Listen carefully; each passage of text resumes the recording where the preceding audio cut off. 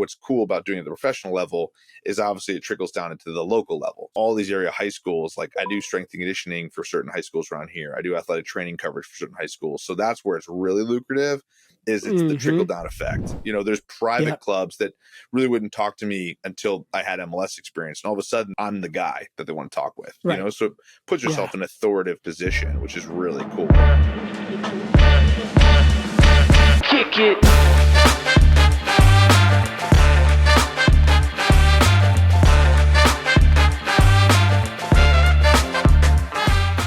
Welcome to Strata Stories. My name is Thomas Schreiber. I'm the Director of Marketing here at Strata PT. Strata PT is a single EMR platform and revenue cycle management service for physical, occupational, and speech therapy practices that helps you achieve a 99.99% reimbursement rate. On today's episode, Paul Singh, the CEO of Strata PT, talks with Brian Wolfe. Brian is the president of East Coast Operations at Evolution Physical Therapy. Paul and Brian talk through partnering with major league sports teams, how to diversify revenue streams, building high-performance teams, and the importance of reinvesting into your clinics. If you'd like to learn more about Strata PT and see how our EMR and RCM works, head over to stratapt.com to book a demo. Now, without further delay, here's today's episode. Give me like the 60-second overview. Who are you? Where's your practice located? What's your deal? And then let's use that to talk about how you use Major League Sports to make a ton of money. Nice. Nice. I wish it was the type of contracts that these guys sign. I wish I could tell you it was that. But yeah, exactly.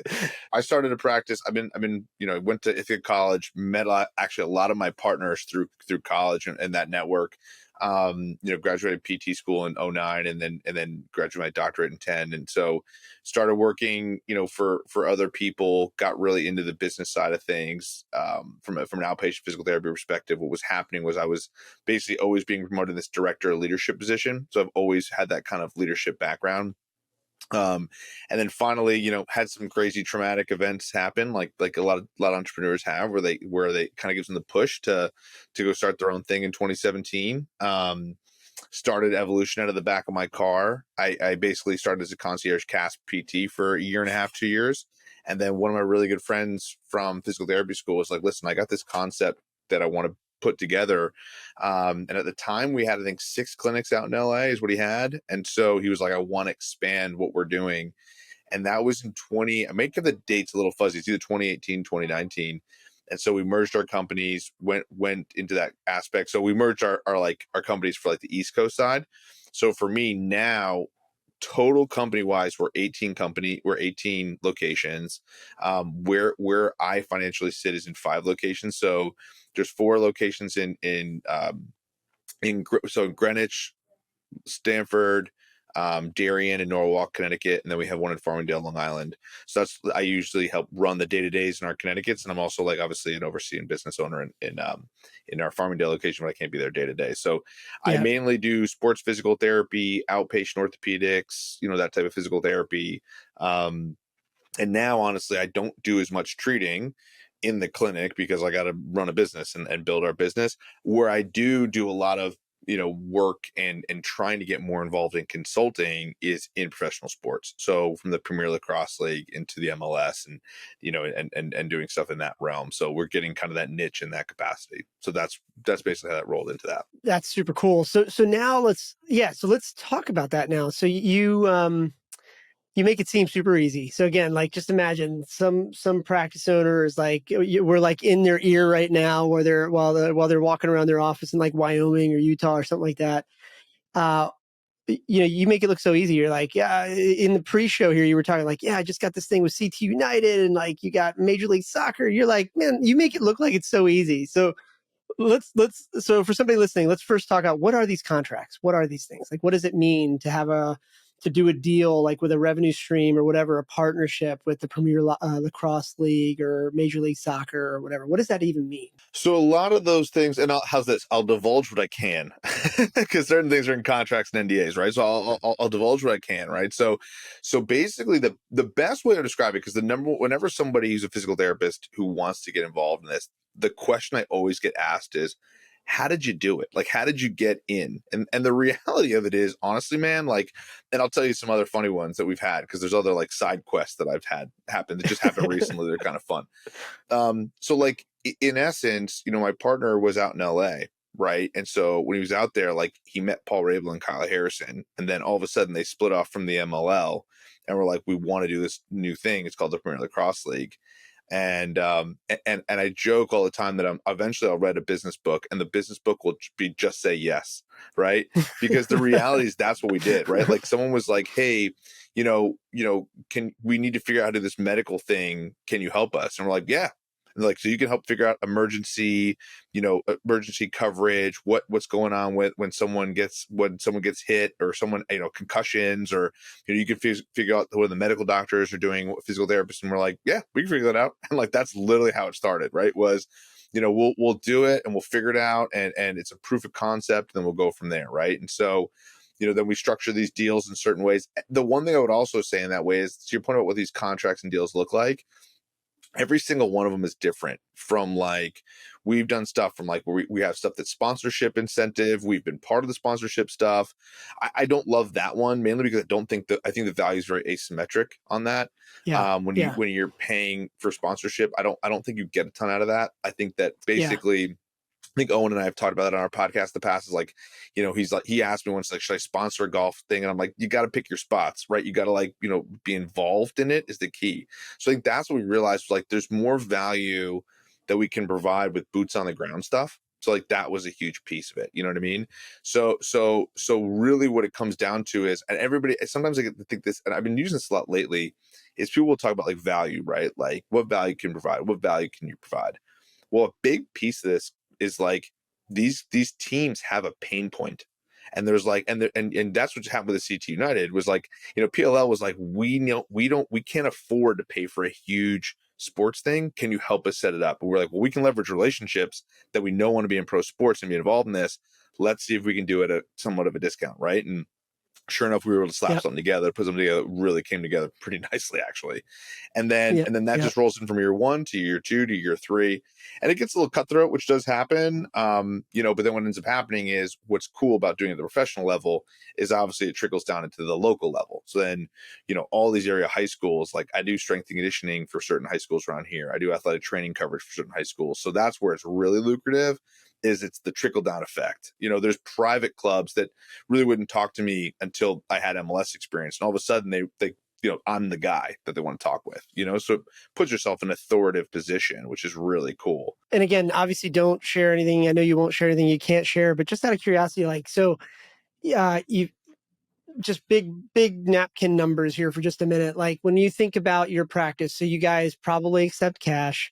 You probably have some sort of insurance pay as well. And then you've got revenue streams like this. Is that a fair statement? For sure. Like, it's for sure. Yeah. And so like, I think that's one of the, obviously everybody wants to know, I'm sure, like, how'd you do it, man? How'd you do it? And obviously you can't talk too much about that, but I think what's more important, I think, for people to recognize is that, like, what you're talking about here is revenue diversification, which is sort of like, I think, the topic that a lot of practices either don't have, or they just barely like scratch the surface. You're like, well, we'll sell a cash product, or we'll sell like bottles of water. They like barely scratch the surface. And you're like talking about, okay, so now let me just fast forward here a little bit more based on your experience, with these contracts. So I live in the DC metro area. So, down here where I live, there's obviously a lot of corporate headquarters and stuff like that. And just in broad strokes, if somebody really wanted to, let's just say there was like a practice owner here in my neck of the woods that was thinking like you know, obviously, like, the Washington Commanders are probably already locked up with some contract. I'm sure like the Major League Soccer teams here are like locked up.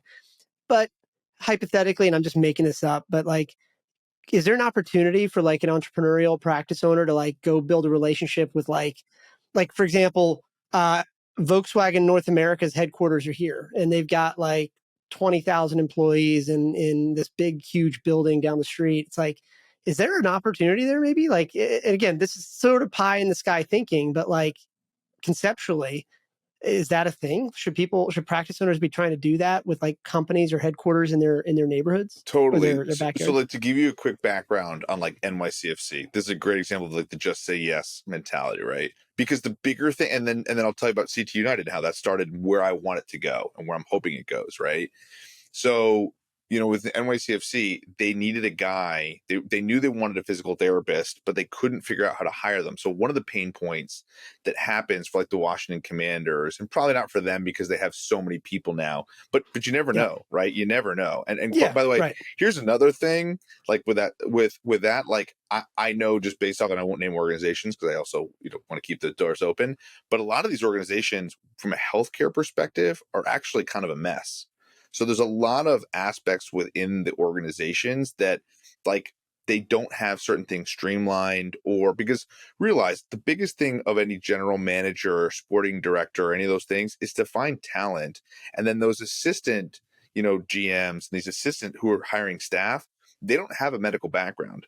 So the biggest thing that I heard, I'll remember this with the MLS, and I had a great conversation with one of the head guys, and I love him to death. And I love working with him.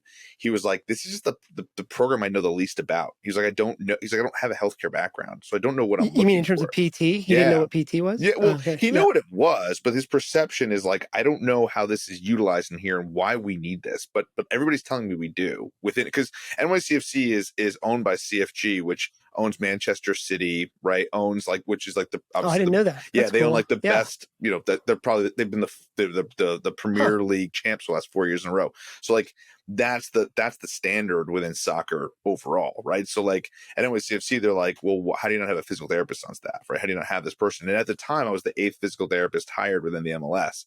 Now, I mean, God, there's two PTs on staff right now full time at NYCFC. Plus, they bring me and 2 other PTs in, so there's almost like 5 revolving doors now on there regularly. So when that happens, the pain point was more of like, hey, you need somebody. He was like, we have 2 problems. We have one, we need somebody for training camp when we go down to Florida for 3 weeks. So, we need somebody for that. And 2, we need to hire a full-time person, and we're looking for that person. And I was like, well, I'll go to Florida. I was like, I live in Connecticut. In March, I'll go to Yeah. Florida for 3 Yeah. weeks. Twist my arm. I'll go to Florida. Yeah. Exactly, right. I was like, I'll do it. Yeah. So I went down there and essentially just like, it was like, we sat there and like, we're like, let's look over resumes. Let me tell you what an OCS is and an SCS. First time, by the way, it ever mattered. When someone asked me like, what's your OCS? What's your SCS? I was like, because I was sitting there being like, these are therapists that have taken certain things, certain tests, and explaining it to like, these guys. And so we ended up hiring somebody, love work with him. And again, how this world gets small is this guy, is a great physical therapist, worked at the club. They love him to death. They wanted to keep me on, which was cool. So instead of me being there for 3 weeks, I'm now going my 4th year, by the way, right? I went from 3 weeks, then I stuck around for training camp to help with the transition. Then that season helped with games and off days and regen days, that kind of thing. Then the next year, hit it off with they brought in some sports science guys, hit it off with those guys, loved working with them, and also just loved working with the team and the culture. So then it was also like, hey, I want to stick around. And they were like, all right, let's figure out how that contract works. And that contract, then we were able to build on it. And so financially they build over time. So that's the way I would do it, is you can start small with these clubs, and then they have budgets. You can build yourself into those budgets where, they can get into, I'm hoping that some of these land when you over time into 6 figures, like you can make, so when you're talking about the bottle of water that you are selling for $1 and making 50 cents, like you can go bigger with these things. And what's cool is now I'm not worried about having to buy 10 cases of water and not losing, my employees aren't drinking, you know what I mean? Like, it's just like, it's Yeah. like, Yeah. Yeah. it's like, you don't have to worry about that bullshit. It's like, what I want to do is I want to go make an impact, and like our company mission is to change the perception of physical therapy. Like, this is what we're doing. Well, yeah. Yeah. And tell me if you disagree here. Like, I think, regardless of whether somebody listening to this is in a direct access state or not, a lot of the conversations around practice growth, they're really about like, okay, where do you get your referrals from? Da da da. But nobody's ever talking about stuff like this, where it's like, let's say you do, when you've got this contract with CT United, there's the direct impact of some sort of revenue coming to you and stuff like that. But then there's these like secondary impacts or benefits that come to you that are a little harder to measure, but they're real. So for example, there's probably some inherent value for you to say to another referral source, like, by the way, the reason you should send me your patients is because I also handle CT United and I handle this guy and that guy or whatever. So but nobody really thinks like that, right? They're thinking about like, okay, man, if I could just like maybe sell the exercise ball that I'm telling them to do, maybe, or I'll send them the Amazon affiliate link for it or something like that. It's like, I know it's coming from a good place, but it's like, it's like all these like financial pundits that'll be like, hey man, you should stop drinking the $5 latte. And it's like, okay, come on. Like, it, you need some context here. Like, drink the $5 latte and let's spend time figuring out how to make an extra 10 grand a year. Let's Yes. do that. 1000%. It's the delayed satisfaction, right? That's the thing is Yeah. in the moment, it's actually easier to get rid of the $5 coffee, right? It's harder. What ends up happening is, like, to your point about the Washington teams and how to do that, is that physical therapist actually just left, and we hired a new full-time physical therapist, and I helped with that hiring process. He went to the Atlanta Falcons. So he got another job. He wanted to get in the NFL. But now in theory, who's he going to call when the project comes up? you got it, man. He's coming. You He's got calling, it. hey, I know a guy, and Brian, here's Brian's cell phone or something. And exactly. And like, so it's a cool way to like stay connected. It's networking, right? The networking. I have a bunch of friends who work for the Nets. I have a bunch of friends who work for US Ski and Snowboard, right? I have a lot of friends that work in the women's professional soccer league now, right? Like all over the place. And so that just slowly goes. To your point about like, say someone's in Minnesota, the head ATC now used to be with the Minnesota MLS team. So like there's always a connection. The world gets really small really fast because these guys move around a lot. And the reality of what ends up happening of where someone so I have a lot of experience in this and being involved in physical therapy. It's a young man's game in my mind, because what ends up happening is like, I have 2 kids. I can't be doing these schedules that are 6 day a week. And like, I want to do it. I actually joke that when my kids in my empty nester, maybe that is something I do. Maybe I go when I do that at some point to go do it, because it is a lot of fun. I won't lie. It's a great job, but at the end of the day, like these guys work their butts off. They work a ton of hours. When you do that training camp, that 21-day training camp, I work 21 straight days. Off days, by the way, you're not off. You're rehabbing athletes to get back on the field, right? So it's like right. Every day is on. So it's more of just like on the grind, on the move, and like doing the job, right? And so I think a lot of it is the key in that scenario is like, if you have a connection into a team, right? Like my partner tells a story. It's like, that's your sales meeting. Your meeting is like, hey, what can I do to help you guys? Like, what are some of your pain points? What are some of your problems? And this conversation we had with CT United, I was like, he was talking to me how he's like, the struggle that I'm having right now is I like, we're not loving the product we're getting back. And I was like, and I said, you're kind of like, I'm the one person who can help you piece it all together. I was like, you're just missing that link. And so like, one of the things I'd love to do is obviously continue to work with it, because that's the thing that tickles me now is like, it's not just like the actual coverage of the sport. It's how to develop. What I love about pro sports is like, obviously sport's cool. Don't get me wrong. But it's putting together a high performance team. I think that's why I'm an entrepreneur and started my own business, right? So like to put together a high performance team for somebody is really freaking cool. Like that's fun. So it's like that's the thing you can work on. But our immediate need that they need help with is athletic training coverage. So it's like, all right, cool. Let's figure out how to help them with that AT problem. Obviously we'll get paid for that. It's something we'll do. It's not a huge moneymaker for us, but it's something, right? But what it is an opportunity to show off our skill set and what we can do and how we can help and how we can add value and provide a problem out of pain point. To your point, then when the next season comes around, it's like we can provide the same service on different levels and different scales. Yeah. Like, yeah. Well, okay. So I have let me ask you a question. And if you need to take a pass on this question, you can totally do that. But one of our other recent guests on the show here has been she is in government affairs for a publicly traded company, and one of the things she talked about on the episode with us was this idea that like the PT industry on the whole, we have not done very well in terms of explaining ourselves and what we do. And so when we think about like why that we're seeing insurance reductions or reimbursement reductions and stuff like that, it's more than likely attributed to the fact that, the policymakers and legislators, see PT a certain way, as opposed to like maybe a primary care provider that does a really great job of explaining themselves and their value and all that. The poorly articulated question I have for you is like, when you were talking like CT United and all these other organizations, you sort of alluded to this idea. Well, I shouldn't you didn't name any names, but I'll just say you've alluded to certain organizations, kind of maybe being a bit of a mess, not like doing anything bad or wrong, but like just not knowing where to start. And to the best of your, like, how would you describe it? Like when you were going into these organizations, you just said a moment ago that like they see it as like, hey, I got to talk to Brian because I got this athletic training problem I got to solve. But you know, I guess what I'm trying to ask is like, do you think, did you have to, in your experience, did you have to go in there and also explain to these guys, like, by the way, there's the reactive side of this, which is the athletic training, like, hey, my guy's going to be standing there, or my gal, whatever, is going to be standing there so that when that athlete feels like they got a problem, like that's the reactive piece of this. But was there a component of the conversation that was like, look, by the way, on the other side of this, your team is investing, in theory, millions of dollars in these athletes and their bodies.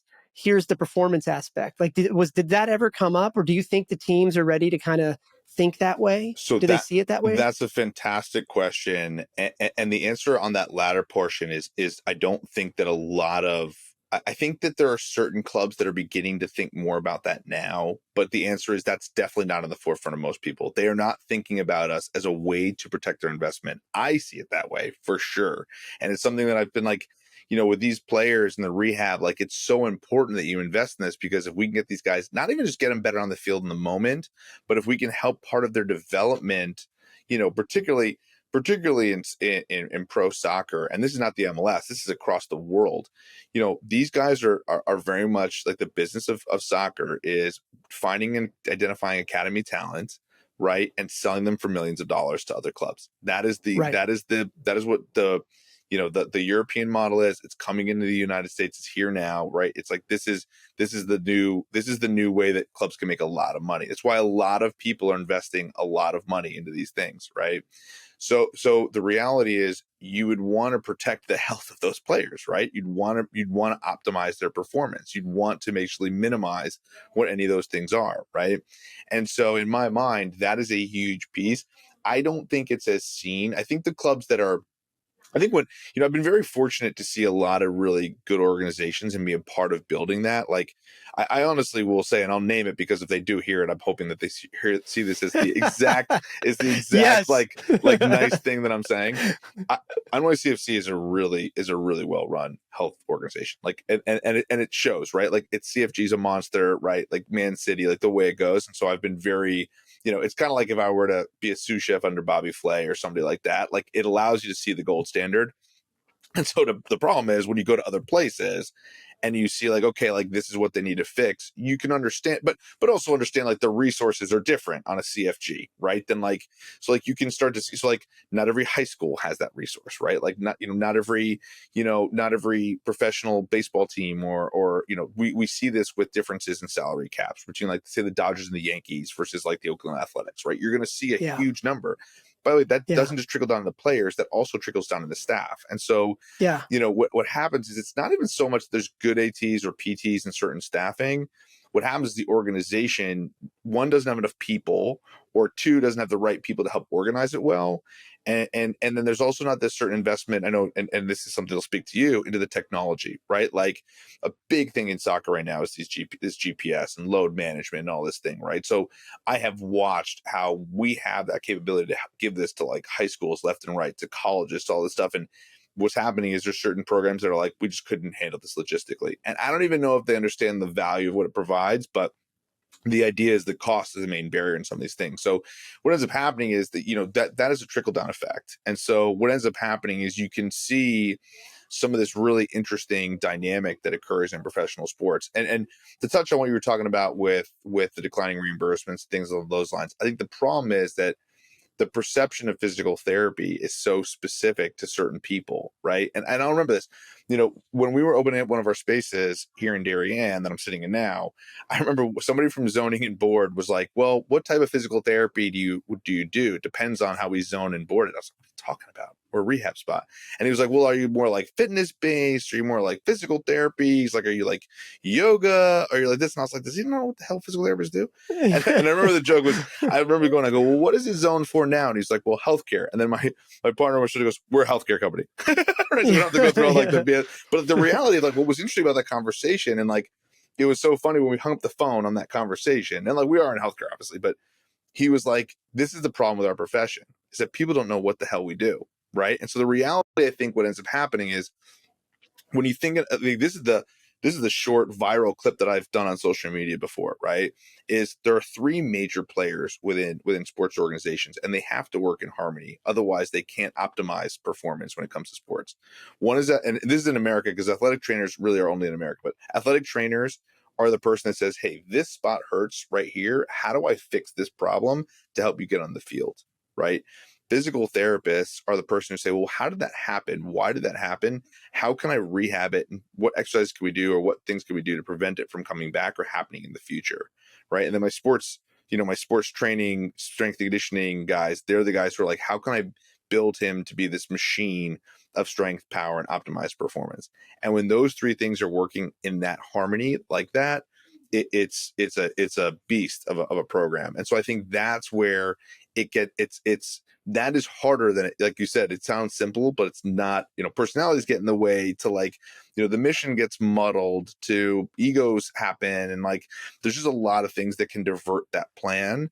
And so ultimately that's where, honestly, financial stuff can. I've watched it happen in other organizations, where, and again, this could be at any level, high school, college, professional, where they're not communicating well, and then all of a sudden there's this feeling of like, money's wasted. How do we do this? Like, how do we optimize? And they just change it.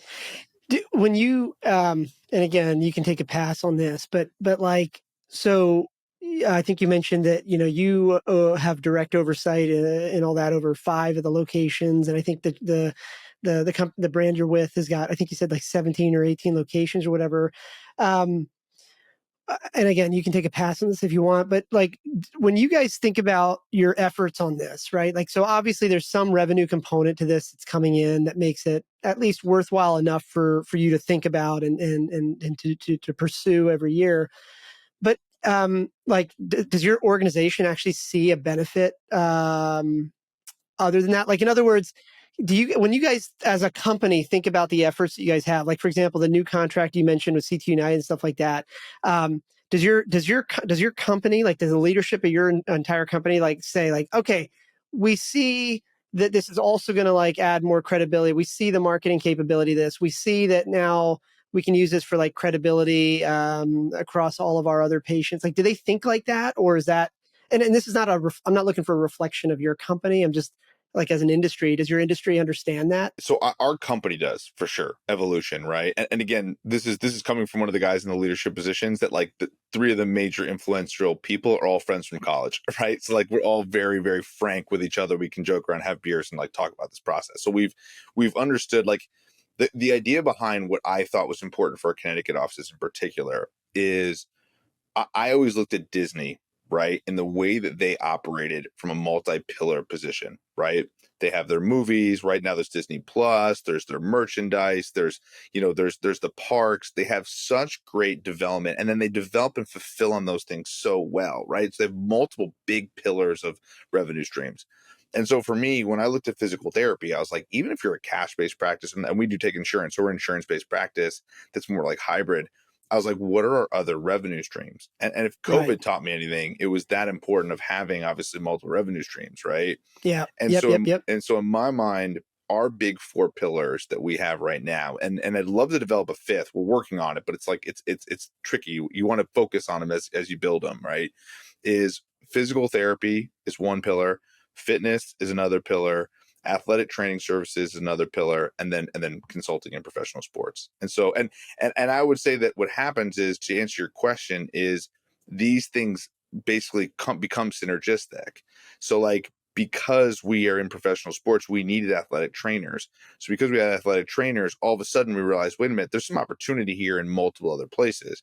So that trickled down into some high school contracts, but then also worked into, like, again, with CT United. So when someone was like, hey, we really need athletic training coverage, the issue in there is just problem solving how to keep certain PTs busy. So you develop like PRN pools, you develop like, full-time ATs. Like we have basically 4 full-time ATs. We have 3 full-time ATs, one who's a PT AT, and then another one who's a PT EMT. And so they all have the ability to do AT services. So that's something I would say to say you're a solopreneur for PT, you get the EMT, you can start to, pick away at some of these, right? Because now Yep. it's just time, right? So now it's just Right. time that you have. So ultimately you can start building in that capacity. So Yeah. there's a Yep. lot of Yep. really interesting ways to do that. I think when it comes to, the synergy, I mean, then what happens is like with one of the local high schools, like with Darien High School, we have 2 athletic trainers in there. Well, like the idea is that we're able to help with physical therapy. We're doing stuff with their football teams right now. We're doing stuff with, all of that. So again, it creates that crossover angle of how we can promote ourselves. Right. Well, and I So imagine it becomes like a self-fulfilling prophecy almost, because it's like now when you're competing for that contract with the high school, all other things being equal, from an athletic standpoint, they're probably going to go with the provider that also is the provider for these major league teams. There's just these like trickle down effects that probably are hard to spreadsheet out, but they're real. yeah. Um, And I think a and- big thing is like a great example of this would be, and I've talked about this on our podcast before, is like if we just wrote a sponsorship for the soccer team for the high school, right? No problem. I'll write the check for that, right? But the way that they actually approached me was they were like, hey, we see that you have the athletic trainers in the high school. Would you want to promote us from that standpoint? So it's funny. I was like, yeah, of course. So I'm going to support the community that I'm involved in. But what I think is not something that works for a lot of people is like, hey, let me write the check and see if they'll give me the contract for the athletic training position, right? It's not going to work right, that way. right, It's much better to work the other direction. And right. so the Yeah, answer really becomes like, to your point about the authoritative position, it's like, hey, we're in here, we're involved, we're helping them. Of course, we're getting paid to do this, right? But it's like, here's what we can do as a revenue stream capacity, and then add a totally different dynamic. And you mentioned something about one of the other parts that I've noticed is it helps a lot with recruiting. One of the things that we also do a really good job of within our company is we're an employee based company. So we understand that if we're going to make those 4 pillars work, we have to have great employees that fulfill well, right? Like one of my PTs, I was super proud of her today. Like I was like, this CG United was like, hey, we need coverage today and then tomorroa, and it's a Friday, tomorrow night, right? Like at 6:30, 8:30, and it's not close. Like you got to go drive 45 minutes. And I was like, can you cover that for us? Like, you're the only one available. She was like, I got it. And I was like, yep, thank you. Like, you know what I mean? Like, that's the type of employees that you start to, and again, like yeah. the dream employees that you want working for you, right? But this is also something why she came on to work with us. She wanted to do this. So to your point about the self-fulfilling prophecy, that she wanted to do that. So that's the other reason I approached her. I was like, I know you want to do this stuff. Like, are you down? And she's like, yep, I'm in. And so what ends up happening is it also improves retention of your employees as well. Well, yeah. I mean, you touch on a topic that like is so like controversial right now. Everybody's like, "Oh man, PTs are hard to find and whatever." And it's like, well, hang on now a minute. Like it's so easy to blame like the boogeyman around the corner, like, oh, the PTs are hard to find, and then like, but it's even harder to look in the mirror and ask yourself, like, am I even interesting enough for people to want to work with me?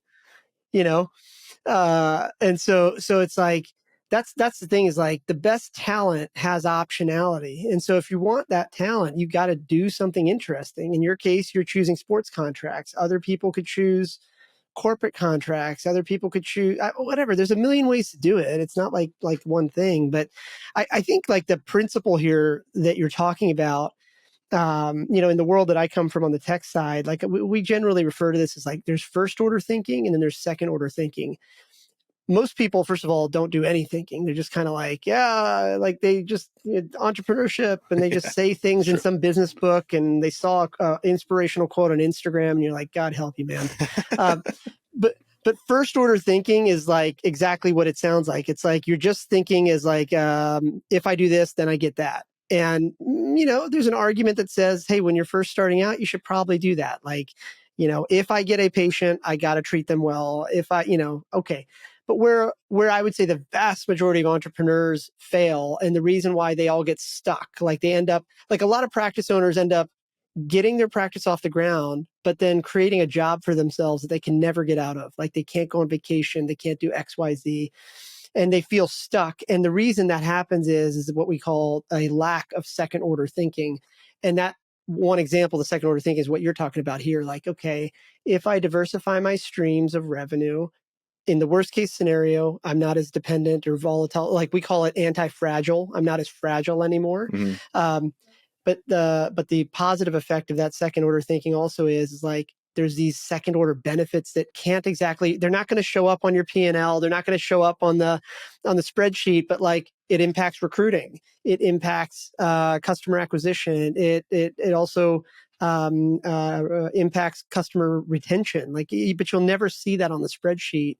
But that's what happens with this like second order thinking that you're sort of talking about. 100%, man. And it just, and again, like to your point about like the recruiting side of it, like I never understood the impact of it until we started seeing the growth in our company, right? Like, you know, it's hard to explain. yeah, Yeah. because to your point about how like say you got this contract and someone's like, that's cool that you do that contract, like I want to be a part of that, right? And it's like, all right, you're going to pay that PT, let's go between 80 to 100K, right? Let's just use the number easy. Again, if they're full at 80% capacity, they're billing somewhere around, 160 to 200K. So the reality is like that recruitment itself is important. And you're so right. Like I'm watching more and more people be like, people just don't want to work hard anymore. And it's like, no, this is an unstable organization. This is a boring organization. This is not cool. So it's like, how do you attract talent? You got to make it, you got to do stuff that, and again, like, that was something that took me a bit of time to realize when I first was starting out is like, and I explained this to our employees. I'm like, I'm going to take care of you. I will get rid of the patient that's pissing you off because I want you to love being here and not hate being here because I want you, if you're happy, I know you're going to take care of my people that come in. That's simple. Okay, so can I just be an armchair quarterback for a minute, and you can like totally make fun of me if this doesn't work out? That's good. You got it. Yeah, I love it. So I got to start with a story first of all. So this is like years ago, maybe like 10, 15 years ago, whatever. I had listed my one of my homes on Craigslist, which like I don't know if people still use that now, but like back then I was like, oh, okay, I got to find a tenant for this house. Let me just go put it up. So I put it up.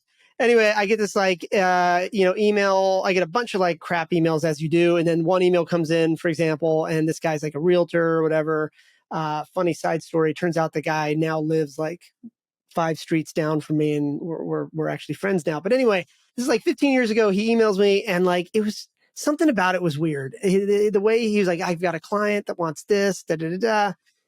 And I was like, Kevin, this is weird, man. What's up? And so anyway, I just like played along, and like he, offered immediately like $500 over the rental price, whatever. And I was like, I look at my wife, it's like, something's not right here. Okay, I'll just meet him anyway, whatever.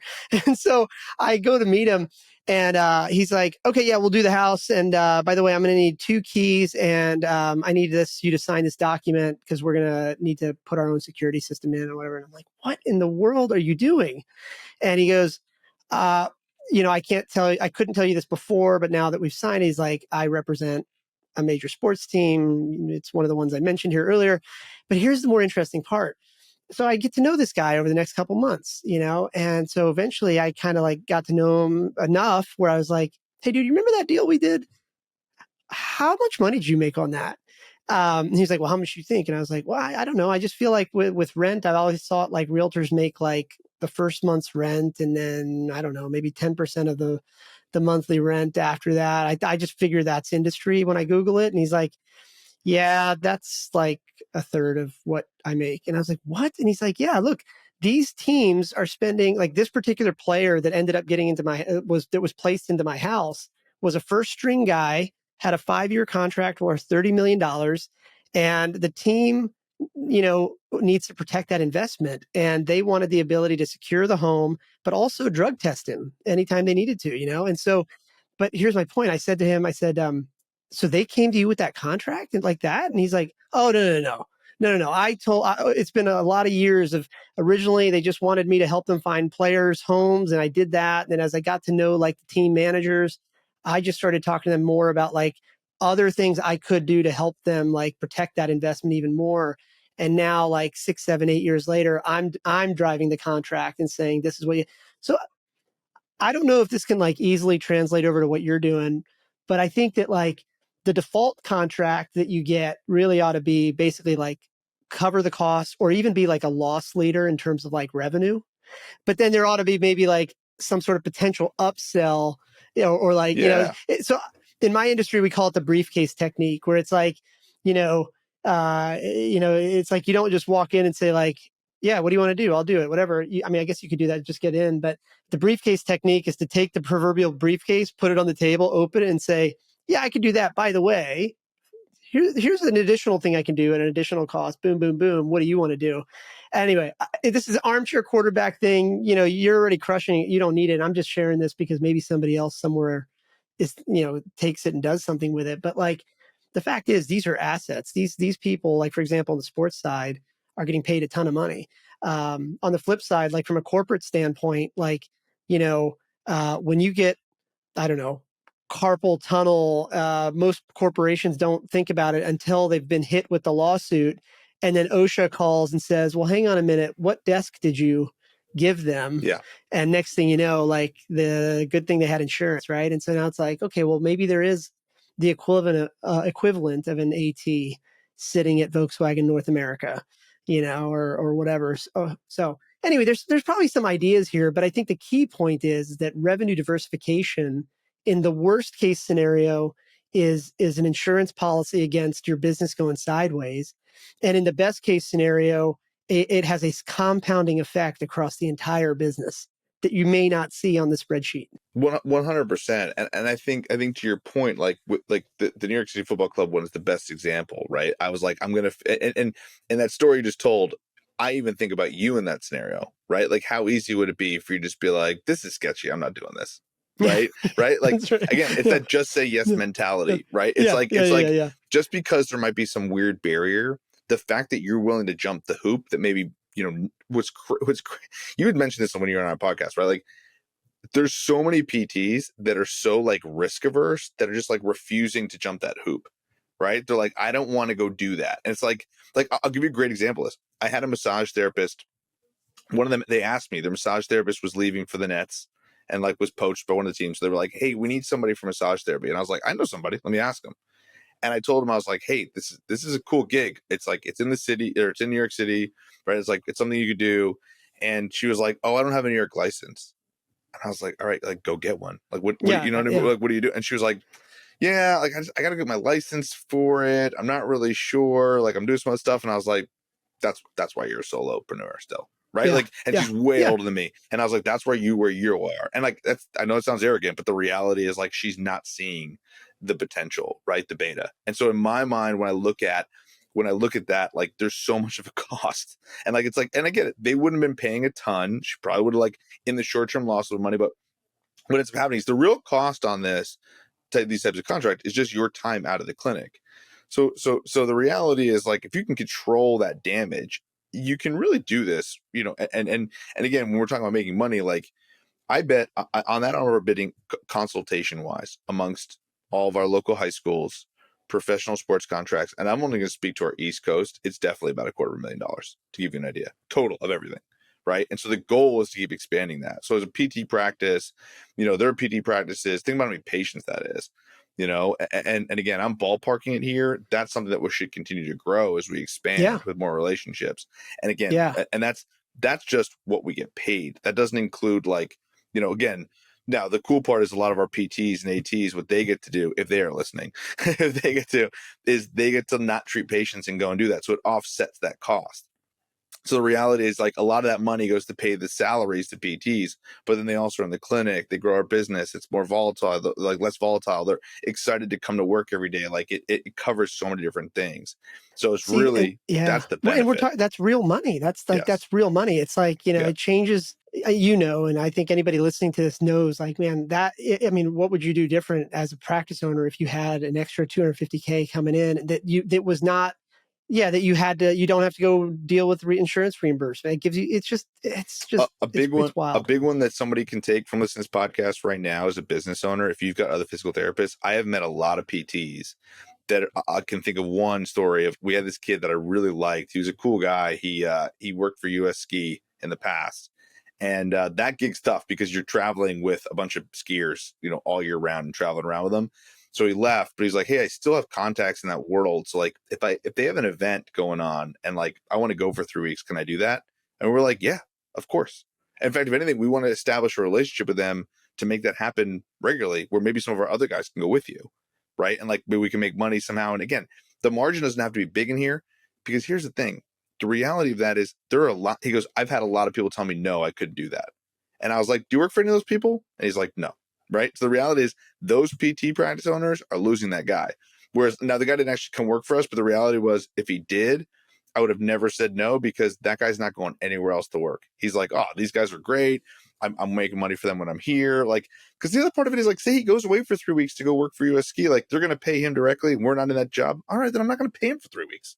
So there's not even any skin off my back. I get the other 49 weeks, or they're even 47, 48, whatever. You know what I mean? Like, so it's like, it's a short-sighted way of looking at it, or just a rigid way of not saying yes, right, in that capacity. So I think it's just being adaptable in that way. And just literally being like, we'll figure it out. Like your point, I love that, like the idea of how to figure out the tiers of thinking in that capacity. Well, I think it's so true though. I think, one of the things so I think a lot of people misunderstand what entrepreneurship is, and entrepreneurship is not like finding new ways to do stuff. That's called innovation. Like if you want to fly a human being to the moon, you need to innovate. You have to create new ways to not kill that person on a 6-month journey to another planet. Entrepreneurship is looking at something that already exists and saying, how do I do that faster, smarter, lazier, and make some money on it? And where I'm going with this is that, I think entrepreneurship fundamentally is about focusing your brain on being optimistic and finding the one thing that has to go right. To your point, just say yes. Like any idiot can find 87 ways to say no. Like that's why those people never end up building anything interesting or big, and they probably have no friends anyway. But the other way to think about this is, and here's my personal framework on this. In any decision, personally or professionally, there are reversible decisions and irreversible decisions. So here's an example in business. You and I want to do another podcast. Let's say, the default answer should be because it's a reversible decision. Like it doesn't, like if something comes up tomorrow, I can be like, hey, Brian, listen, man, something went crazy. Can we do it Monday? You might not like it, but it's reversible. But what's harder to reverse? Well, if you hit me with a contract, I probably need to just say, hey, dude, give me like 3 days. Let me review it and I'll get back to you. Not because you're trying to screw me, but because that's a harder to reverse thing. And so I always tell people, like, my default answer on reversible decisions is always yes. So that example you used of the person who was like, I don't want to get my New York license. That is a perfectly reversible decision. Exactly. The answer should have been yes. Yeah. It's craziness. So now if you were like, hey man, and give me a percentage of your rev share, then she should obviously say, hang on, slow down, let's talk about this. Right. So I don't know. I think that and I think I mentioned this on another episode on our shows. Like, I think the number one reason why most practices are unprofitable or barely profitable is not because of some boogeyman around the corner. It's actually the practice owner. They're either self-sabotaging or they're letting stuff happen on their watch, but it's not they. Like, I can always tell you, I can tell you what the indicator is of a mediocre practice owner. It's if they use the word they. Like if you say, hey, what causes that? Why do you think that is the case? If they say, well, they don't get it. So if you say like, oh, why is your copay receivable so high? Oh, well, when they come in, it's hard to, and you're like, no, okay. So no, that's not the problem. The problem is maybe the front desk isn't doing what they're supposed to do. Maybe you're not holding them accountable, So we're having that problem in one of our locations that we just acquired. And that's the first reaction. We figured it out within a month. They've had this problem for 5 years, and we're like, "This is your issue right here, right here." One guy who's actually one of our clients, and actually is still one of our clients. At one point, he called me. This is like when that whole Change Healthcare thing happened, and he's like, "Oh my god," he's freaking out, whatever, right? And I'm like, "Well, hang on, like, it's whatever." And I'm like, hey, by the way, a quick fix here, as we figure it out on our side, is like, you've got this. It was like a high double-digit percentage of his receivables in copays that were just out there. And I was like, you got to go chase this down, man. Like in the meantime, while I'm figuring out this other side, you go figure that side out. Well, he lit me up on this thing. Oh, no, that's not the problem, whatever. Like, and I guess what I'm just trying to say is that, like, I finally had to have this like come to Jesus with him. And I'm like, listen, man, even if I had all these other problems fixed for you, your business is still hosed. like, let's not pretend that you're going to be out of trouble here. And anyway, I think after he calmed down, I got a really nice email from him like 3 weeks later, and we solved the problem on our end for him. But on his end, I got a really nice email, and he's like, yeah, you were right. And it turned out I just had to like cool off, realize that like I'm letting the front desk act that way. It's on me. Yeah, I mean, what you're basically saying, and this is something we actually preach within our organization, right, is extreme ownership and accountability, right? Like we actually all of our like that book by Jocko Willenick, like everybody in like anybody who's going to be a leader within our company has to read that book, because the reality is like when somebody messes something up within an organization, the first thing I'm like is like, ugh, I didn't train them properly on that. Right. Like it's like the first thing that I think about, oh, I should have told them about this. Oh, we should have that difficult conversation. Right. Like, somebody even calls up pissed off about something. I'm like, I should just handle that myself. Right. And a lot of times the harder part of like this whole just say yes, not, part is I'm getting to a point where now I actually need to start saying no to certain things. Right. Like there's a great example of like certain things. And that's the challenge, because it's not my nature to do that. But to your point, like that's the key, man. It really is. Yeah. It's so important to be like, we have to be accountable for our business. That's the whole point of being an entrepreneur, business owner. If we don't start there, we can't blame ourselves on an accounts receivable problem of we're not collecting the money, right? Like again, I use this analogy on that front. If I were in Macy's, and let's even use a less like name any store, right? Say I was going to a grocery store and you said, I said, Paul, like your grocery store that you have here, right? I see that 33% of the stuff walking out the door doesn't get charged. And you're like, well, they really, we struggle to like, they can't pay for the food. Like, that's just not what we would have. Like, that's called stealing. Like, that's not what happens. Right. Like, you have to pay for the stuff. Like, it's that simple. So it's like, there's an expectation. I think we get caught up in so much of this stuff that it's like, if you're not collecting copays and charging, and it's not even a difficult conversation. It's just the conversation. That's it. This is totally off topic, but I remember one of my earliest jobs while I was in high school was I was selling cars at CarMax. And most people won't remember this, but when CarMax, this is like in the late 90s, mid 90s, whatever. Anyway, most people won't remember this, but like CarMax, before it was CarMax, it was actually Circuit City's car stereo division. Like nobody remembers Circuit City.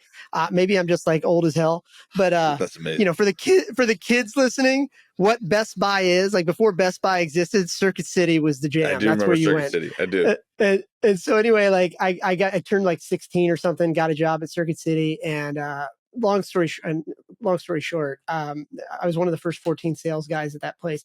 Anyway, the point is, they were a startup, man. They had no sales training or whatever. And I still remember the guy that when I came in for the job, it was like 14 of us showed up, and there was this guy named Duran, this scary Israeli dude. Like even now, like I'm scared of that dude, and I don't even know if he's alive anymore. But Duran, we were like, okay, so how do we do this? And he basically said in this like Israeli accent, he says like, go to the bathroom, look in the mirror, and I want you to do not come out of that bathroom until you can look yourself in the eye and tell yourself that Porsche is worth $63,000. And I was like, what in the world? I didn't really know what that meant until years later. To your point, like it's the conversation. Like you got to have you got to be comfortable talking about money. Anyway, I have a question for you. I want to be respectful of your time. I have one other question for you because, in one of my other businesses, we have a diversified revenue model where, like, just for the sake of setting up this question, we have 3 core business units in that other business. And one of them is we manage a lot of money in terms of investing in other businesses. So there's management fees. Then our second business unit internally is our events division, where we actually like create, industry events and sell tickets to that. And then the third business unit is sponsorship. So, companies that want to be part of like our mission and our style of investing and stuff like that. And the way I think about that when I look at the books quarterly, even now, 15 years later, is I think about the idea that the events division and the sponsorship division really are not supposed to be profitable. They're supposed to pay. I want them to contribute. I want those 2 business units to contribute to 2/3 of our quarterly cash flow, but I want them to be break even tops. Like I want them doubling down every bit of margin that they have in those businesses. I want them investing in marketing our events even more, making the quality of the events higher, making the sponsorships more valuable, stuff like that. to the extent, if you can't talk about it, totally understand. But when you think about like evolution, and like for somebody listening to this, if they've listened to us shoot the shit here for an hour and they're like, yeah, all right, I'm sold. I'm going to figure this out in Ohio or wherever. Like, how do you guys think about that? Like in terms of percentages or maybe just concept, like, is it like, hey, Brian, we need to hit this percentage of our revenue needs to be contracts, and that percentage needs to be seeing patients or whatever, whether it's cash or insurance. Like, do you guys talk about that at the financial level? And the answer could be no, by the way, but I'm just kind of curious. So we do, and the way I look at it is like kind of like the 4 pillars that I talked about. What we assess overarching, and honestly, we don't really that number I threw out with the consulting is probably a back of the napkin number, but that's probably pretty accurate, right? With give or take a certain amount of money. But the reality is, what I look at overarching is like the growth of the company and where the growth percentage is. But then I break down those 4 pillars, just like you mentioned, and I look at the growth within those sectors. And so the answer really is like, from an athletic training perspective, there's a great example of one that it would be similar to that, like break even. Like, I pay my people well in athletic training. I make sure I take care of them. And I don't burn them out. I don't turn them over, right? Like, we really hire really good quality people. Like, that's probably like my break even point, if that makes sense. It really doesn't make us much money, but it leads to us going to events that come to physical therapy, that go to different things, that lead to sponsorships that we can, put, like I said, the thing with dairy and soccer, where we're like putting the sponsorship in there that could lead to players coming and doing physical therapy. So I look at overarching as I made this comment today on a social media post that we had, is I look at it as marketing costs. If you think about it, right? Like R2ATs being in there, being part of Evolution, like there's a marketing aspect to that. So the cost of acquiring customers, right, depending on, and I'm a big believer in this, like people need to know what their cost of acquiring customers are. So if it's $100, $200, like every hour that you're in there, you're saving that money because that person is marketing your business essentially.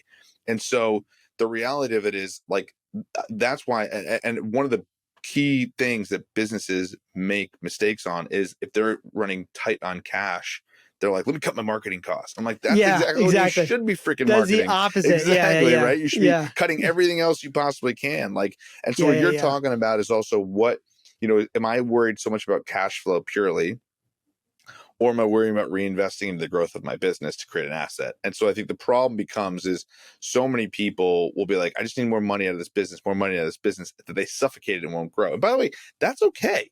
If you're a PT making $150K a year and you're cash flowing it and you're like, I just can't grow anymore, but you're happy with that salary, that's fine. Like, that's cool too. That's fine. Yeah. But realize, you kind of said it, like, those are a lot of PTs that just work you've just created a really high paying, tough job for yourself.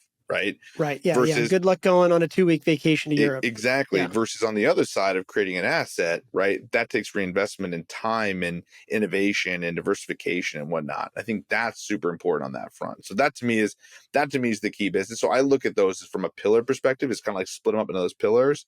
But then I also look at the overall growth of the business. And then, my business partner's great in a lot of ways. Is like, sometimes I'm like, we're not growing in fitness this month. We didn't grow this way. And he's like, I mean, the PT's doing great. Look at this. So what happens is the PT, what we use it for as times is like, what's great is like our PT and fitness are great examples of being an amazing synergy. Is usually if one's down, the other's up. So like they usually can play into one another really nicely. So, obviously there's a growth overall as they keep growing and growing and growing. The reality is then like your profitability and your margins just keep growing. And that's what I think people are seeing when they think about, if you're worried about like, the reimbursement rates are getting cut, that means you're not diversifying enough. That means you're not doing enough cash revenue services. Like in general, we probably insurance-based, probably our revenue is about 50% insurance. The other 50% is coming from other stuff. And I think about if we lost all those cash like streams, like we'd be screwed. So it's just like, you know what I mean? Like, it's a huge piece of what we do. So I think that's the key to this, is like really optimizing that and not thinking small, think big, go for it.